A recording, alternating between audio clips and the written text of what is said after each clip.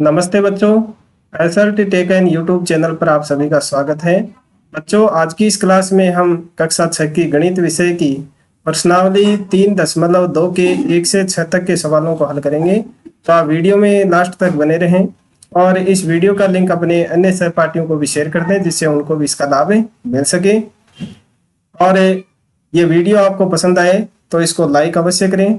और यदि आप चैनल पर पहली बार आए हैं या अभी तक आपने हमारे इस YouTube चैनल को सब्सक्राइब नहीं किया है तो चैनल को सब्सक्राइब कर बेल आइकन के ऑल बटन को अवश्य प्रेस कर लें, ताकि भविष्य में कोई भी वीडियो चैनल के ऊपर अपलोड किया जाए उसकी सूचना आपको सबसे पहले मिल जाए। तो चलिए बिना देरी किए शुरू करते हैं आज की हमारी क्लास और हल करते हैं एक एक प्रश्न को। देखिए, सबसे पहले इस प्रश्नावली का पहला सवाल है, उसमें हमें क्या ज्ञात करना है। देखिए, बताइए कि किन्हीं दो संख्याओं का योग सम होता है या विषम होता है यदि वे दोनों विषम संख्याएं हों। तो सबसे पहला जो प्रश्न है उसमें दो सवाल हमें दिए गए हैं। एक तो जब विषम संख्याएं हो और उन दो विषम संख्याओं का हम योग करें तो सम होता है या विषम होता है, ये हमें बताना है।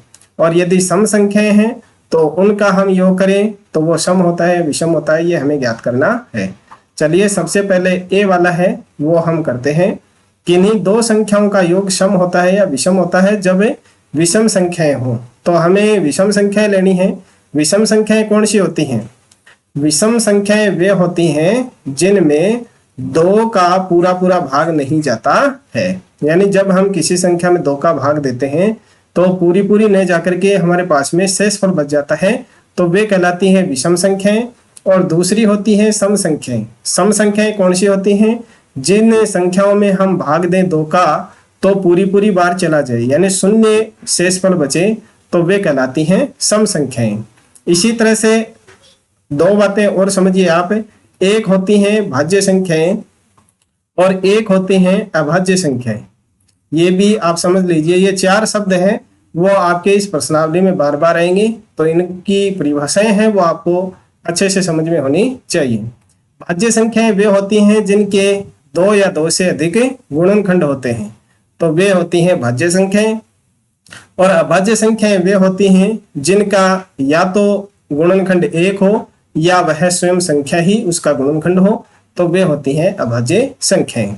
तो चलिए अब हम अपने प्रश्न की ओर चलते हैं और देखते हैं कि दो संख्याएं लेनी है हमें विषम संख्याएं। कौन सी लेनी है? विषम संख्याएं। तो अभी मैंने बताया है जिनमें दो का भाग नहीं जाता हो तो वे विषम संख्याएं होती हैं 1, 3, 5, 7। अब इनमें से आपको कोई भी दो संख्याएं लेनी है। जैसे हमने ले लिया 1 और 3 और इनका हम योग करते हैं तो क्या आया? 4 आया। और ये 4 कैसी संख्या है? एक सम संख्या है। अब इसी तरह से देखिए 3 और 5 को हम जोड़ते हैं। 3 और 5 का योगफल कितना होता है? 8 होता है। तो ये भी क्या हो गया? सम हो गया। और इसी तरह से देखिए 5 और 7 को ले लीजिए आप। 5 और 7 को लेंगे तो इसका योग कितना आएगा? 12। तो ये भी कितना हो गया? ये भी क्या हो गया? सम संख्या हो गया। तो जो पहला पार्ट है इसमें विषम संख्याएं, यानी दो विषम संख्याओं का जब योग किया जाता है तो उनका योगफल सम संख्या होता है। ये हो गया आपके इस ए पार्ट का आंसर। अब है इसमें बी में ये दिया गया है कि हमें दो सम संख्याएं लेनी है और उनका हम योग करें तो सम आएगा या विषम आएगा, ये हमें बताना है। इसका आंसर आप नीचे डिटेल में लिख दें कि जब दो सम संख्याओं का योग किया दो विषम संख्याओं का योग किया जाता है तो उनका योगफल सम संख्या होता है। इस तरह से आप लिखें। अब देखिए बी वाला, हमें दो सम संख्याएं लेनी है और सम वे होती हैं जिनमें दो का भाग पूरी पूरी बार जाता हो। तो ये सम संख्याएं हैं 2, 4, 6, 8। अब इनमें से दो आपको लेनी है, कोई भी दो ले लीजिए। जैसे 2 प्लस 4 जब हम करेंगे तो इसका योग आएगा 6, जो क्या है? सम संख्या है। इसी तरह से 4 और 6 लेंगे तो इनका योग कितना आएगा? 10 आएगा। इसी तरह से 6 और 8 का योग करेंगे तो कितना आएगा? 14 आएगा। तो ये क्या है? ये भी सम संख्याएं हैं। तो यानी इन दोनों का आंसर क्या हो जाएगा? सम संख्या होगा। जब दो सम संख्याओं का योग किया जाता है तो वो क्या होता है? सम होता है। ये हो गया इस बी पार्ट का आंसर। तो इस तरह से आपको पहला सवाल हल करना है। चलिए अब देखते हैं दूसरा सवाल। दूसरा सवाल है, उसमें हमें सत्य और असत्य बताने हैं। क्या करना है? सत्य और असत्य बताने हैं। बताइए कि निम्नलिखित में कौन सा कथन सत्य है और कौन सा असत्य है। तो साथ साथ में हम इनकी जांच भी करेंगे किस तरह से ये कथन है वो सत्य है और किस तरह से असत्य है। तीन विषम संख्याओं का योग सम होता है। तो अब हमें तीन विषम संख्या लेनी है। अभी मैंने बताया था 1, 3 और ये 5।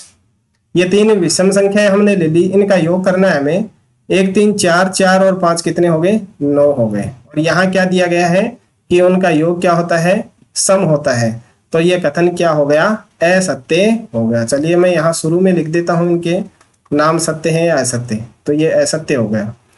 और भी आप लिख करके इनकी जांच कर सकते हैं। अगर यहाँ सम आता तो हम और दूसरी संख्याएं लेकर के योग करके देखते, लेकिन हमारा जो आंसर है वो पहली बार में ही गलत हो गया, क्योंकि हम तीन विषम संख्याएं ली, हमने उनका योग किया तो सम नहीं आया, विषम आया, तो ये कथन असत्य हो गया। अब देखिए बी वाला, दो विषम संख्याओं और एक सम संख्या का योग सम होता है। चलिए हम दो लेते हैं विषम संख्याएं, 1 और 3 ले ली और 1 ले ली हमने सम संख्या। अब इनका योग करते हैं, 3 और 1 4, 4 और 2 6। ये तो क्या आ गया? सम संख्या आ गया। 6 है वो कैसी संख्या है? सम संख्या है। चलिए हम अब संख्याओं को पलटते हैं। जैसे 3 और 5 ले लिया और फिर ले ली 4, सम संख्या। तो इनका योग करते हैं, 5 और 3 8, 8 और 4 12।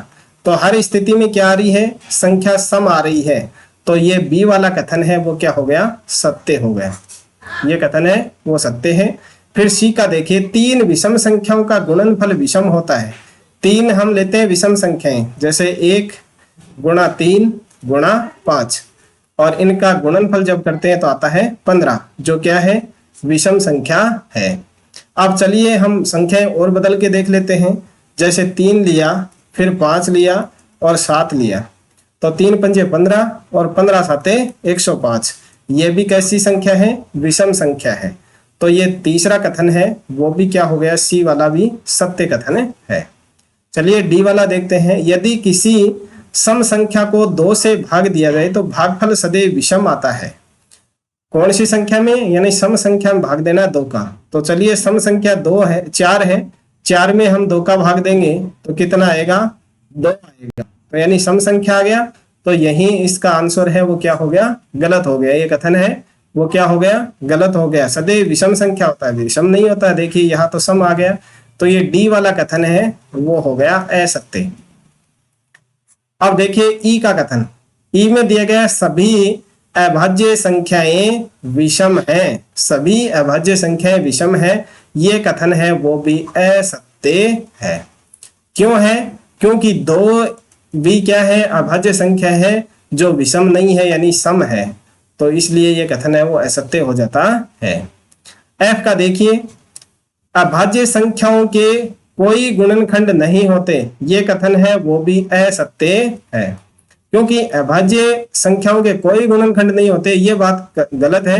क्योंकि 1 और स्वयं वह संख्या इसका गुणनखंड होती है। स्वयं वह संख्या तो होती है, साथ में 1 है वो भी इसका गुणनखंड होती है। तो हम ये नहीं कह सकते कि कोई भी गुणनखंड नहीं होता, यानी 1 तो उसका गुणनखंड होता ही है।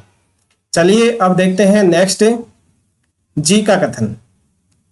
जी वाला कथन है, उसमें दिया गया है 2 अभाज्य संख्याओं का योग सदैव सम होता है। 2 अभाज्य संख्याएं हमें जोड़नी है। जैसे 2 अभाज्य संख्या है और 3 अभाज्य संख्या है, इन दोनों का योग हम करते हैं तो क्या आ जाता है? 5 आ जाता है। तो ये कथन यही असत्य हो जाता है, यानी 5 है वो तो एक विषम संख्या है। तो जी का कथन क्या हो गया? असत्य हो गया। अब देखिए एच का, केवल 2 ही एक सम अभाज्य संख्या है। यह कथन बिल्कुल सत्य है, क्योंकि 2 के अलावा जितनी भी अभाज्य संख्याएं हैं वो सारी विषम हैं। केवल 2 ही एक ऐसी संख्या है जो अभाज्य भी है और सम भी है। फिर देखिए आई का, सभी सम संख्याएं भाज्य संख्याएं हैं। सभी सम संख्याएं भाज्य संख्याएं हैं। यह कथन असत्य है। असत्य क्यों है? क्योंकि दो क्या है, दो सम संख्या है लेकिन अभाज्य संख्या भी है, इसलिए यह कथन असत्य हो जाता है। सम के साथ साथ में दो है वो अभाज्य संख्या भी है, इसलिए हम ये नहीं कह सकते कि सभी सम संख्याएं हैं वो भाज्य संख्याएं हैं, क्योंकि उनमें से दो है वो भाज्य संख्या है। अब देखिए जे वाला, दो सम संख्याओं का गुणनफल सदैव सम होता है। जब दो सम संख्याओं का गुणनफल किया जाए, जैसे सम संख्या है 2 और 4 है वो भी सम संख्या है, इनका गुणनफल किया तो कितना आ गया, 8 आ गया। इसी तरह से 4 और 6 है वो सम संख्या है, इनका गुणनफल करेंगे तो आएगा 24, तो ये भी क्या है, सम संख्या है। तो ये कथन है वो सत्य है। जब दो सम संख्याओं का गुणनफल यदि किया जाता है तो उनका गुणनफल है वो भी क्या होता है, सम संख्या ही आती है। तो इस तरह से आपको दो का सवाल है, उसमें जो कथन दिए गए हैं उनको समझते हुए सत्य और असत्य की पहचान आपको करनी है। चलिए हल करते हैं तीसरा प्रश्न। तीसरा प्रश्न देखिए, तीसरा प्रश्न है उसमें बताया गया है कि संख्या 13 और 31 अभाज्य संख्याएं हैं। 13 भी अभाज्य संख्या और 31 भी अभाज्य संख्याएं हैं। इन संख्याओं में दो अंक 1 और 3 हैं। 100 तक की संख्याओं में ऐसे अन्य सभी युग्म आपको बताने हैं। यानी अभाज्य संख्याएं होनी चाहिए लेकिन उनमें जो अंक प्रयुक्त हो वो अंक एक समान ही होने चाहिए। तो देखिए इसका सॉल्यूशन क्या होगा, 100 तक की ऐसी संख्या हमें बतानी है, तो उनमें पहला युग्म तो होगा 17 और 71 का, 17 और 71। अब देखिए इनमें 1 और 7 ये दो ही अंक काम में आ रहे हैं। 17 है वो भी अभाज्य संख्या है और 71 भी अभाज्य संख्या है, क्योंकि 17 में 17 का ही भाग जाता है और 1 का भाग जाता है। इसी तरह से 71 है उसमें भी 1 का भाग जाता है और 71 का भाग जाता है। और दूसरा युग्म है आपका 37 और 73 का। 37 है वो एक अभाज्य संख्या है और 73 है वो भी अभाज्य संख्या है। तो इनमें 3 और 7 ये दो ही अंक काम में आ रहे हैं। और तीसरा युग्म होगा आपका 79 और 97, ये दोनों संख्याएं हैं वो भी है आपकी अभाज्य संख्याएं। तो इस तरह से ये 3 युग्म है वो 100 तक की संख्याओं में ऐसे हैं जिनमें एक ही तरह के अंक हैं वो काम में लिए जाते हैं। और चौथा युग्म यहाँ पहले दे ही रखा है 13 और 31 का। तो इस तरह से 4 युग्म ऐसे हैं जिनमें एक ही अंक काम में आते हैं, उनके अगर स्थान परिवर्तित कर दिए जाएं तो भी वो क्या होती हैं, अभाज्य संख्या ही होती हैं। अब देखिए चौथा सवाल। चौथा सवाल है उसमें दिया गया कि 20 से छोटी सभी अभाज्य और भाज्य संख्याएं लिखिए। तो देखिए इसका सॉल्यूशन क्या होगा, एक तरफ एक लिख दीजिए आप भाज्य संख्याएं और इसके आगे जो भाज्य संख्याएं हैं यानी जिनके 2 या 2 से अधिक गुणनखंड होते हैं वो भाज्य संख्याएं होती हैं। और अभाज्य संख्याएं का मतलब है कि एक और स्वयं उसी संख्या भाग जाए वो होती हैं अभाज्य संख्याएं। तो ये आप 20 तक की संख्याएं हमें बतानी है। तो देखिए एक है वो न तो भाज्य संख्या है और न अभाज्य संख्या है, इसलिए एक को छोड़ दीजिए। उसके बाद में देखिए 2 है, 2 भाज्य संख्या है और साथ में अभाज्य संख्या भी है। फिर देखिए ये 2 है वो भाज्य संख्या नहीं होगी क्योंकि इसके 2 से अधिक गुणनखंड नहीं होते हैं, 1 और 2 ही होता है। तो इस 2 को हम भाज्य संख्या में नहीं लेंगे। इसके आगे देखिए 3 है वो अभाज्य संख्या है। और चलिए हम एक बार अभाज्य संख्याएं लिख देते हैं, 3 फिर 5 इसके बाद में 7 और फिर 11 13 17 और 19, ये तो हो गई आपकी 20 तक की अभाज्य संख्याएं। अब सम संख्याएं लिख दीजिए आप, भाज्य संख्याएं। तो भाज्य संख्या में आएगा 4 6 8 9 10 और 12, इसके बाद में 14 के बाद में 15 16 18 और 20, ये हो गई आपकी भाज्य संख्याएं। ठीक है, इस तरह से आपको लिखना है भाज्य और अभाज्य संख्याएं। इनमें से आपको एक जगह आपको भाज्य संख्याएं लिख देनी है और एक बार अभाज्य संख्याएं लिखनी है। इन दोनों की परिभाषाएं मैंने प्रश्नावली के शुरू में ही आपको बता दिया था कि जिनमें 2 का भाग है दो या दो से अधिक गुणनखंड होते हैं वो भाज्य संख्याएं कहलाती हैं, और जिनमें केवल स्वयं वही संख्या और एक ही उसका गुणनखंड हो वो होती हैं अभाज्य संख्याएं। तो 4 का सवाल इस तरह से करना है। अब देखिए 5 का सवाल। 5 का सवाल है, उसमें हमें बताना है 1 और 10 के बीच में सबसे बड़ी अभाज्य संख्या। तो अभी हमने ज्ञात की है, 4 के सवाल में अभाज्य संख्याएं लिखी हैं 20 तक की। तो इनमें देखिए 10 तक की अभाज्य संख्याएं हम लिख लेते हैं। तो 10 तक की अभाज्य संख्याओं में है 2, 3, 5, 7 और इसके बाद में कोई अभाज्य संख्या नहीं है 10 तक के में। तो यहाँ देखिए सबसे बड़ी कौन सी आ गई, 7 आ गई। तो इसका आंसर क्या हो जाएगा, यही 7 ही हो जाएगा। 1 और 10 के बीच में सबसे बड़ी अभाज्य संख्या 7 होगी। इस तरह से आप इसका आंसर लिख दीजिए। अब देखिए नेक्स्ट छठा सवाल। छठा सवाल देखिए, छठे सवाल में दिया गया निम्नलिखित को 2 विषम अभाज्य संख्याओं के योग के रूप में लिखिए। ये जो संख्याएं दे रखी हैं, 4 पार्ट्स इसमें दिए गए हैं, इनको विषम अभाज्य संख्याओं के योग के रूप में लिखना है। सम अभाज्य संख्या नहीं लिखना है, विषम अभाज्य संख्याएं लिखनी है। तो देखिए 44 है, उसको हम विषम संख्याओं के योग के रूप में लिखते हैं। तो 44 में ये 44 है और 2 विषम संख्याएं लेनी है और उनका योग करें तो हमारे पास में 44 होना चाहिए। तो देखिए एक हम 3 ले लेते हैं और एक 41 ले लेते हैं। 41 और 3 को जोड़ते हैं तो कितने होते हैं, 44 होते हैं। तो ये हो गए इनके 2 विषम अभाज्य संख्याएं जिनका योग 44 होता है। फिर देखिए बी वाला, बी के में दी गई है 36। तो 36 को हमें विषम अभाज्य संख्याओं के योग के रूप में लिखना है। तो एक ले लीजिए आप 5 और एक ले लीजिए 31, दोनों का योग करेंगे तो होगा 36। अब देखिए सी वाला, सी है उसमें दिया गया 24। तो 24 में लिख दीजिए आप 7 और प्लस हो जाएगा 17। 7 और 17 का योग जब करेंगे तो आ जाएगा 24। तो ये इसकी दो विषम अभाज्य संख्याएं होगी जिनका योग 24 होता है। फिर देखिए डी वाला, डी में दिया गया 18। तो 18 के हम योग करेंगे तो इसमें लिख देंगे 7 प्लस 11। 7 अभाज्य संख्या, 11 अभाज्य संख्या, दोनों का योग करेंगे 18 हो जाएगा। तो इस तरह से आपको 6 का सवाल है वो हल करना है। तो बच्चों आज के वीडियो में बस इतना ही। आशा है वीडियो आपको पसंद आया होगा। तो वीडियो को कर दीजिए लाइक और अपने अन्य सहपाठियों को भी शेयर कर दीजिए। किसी भी प्रश्न में अगर कोई डाउट है तो कमेंट करके जरूर बताएं। मिलते हैं अगले वीडियो में। वीडियो छोड़ने से पहले चैनल को सब्सक्राइब करना ना भूलें।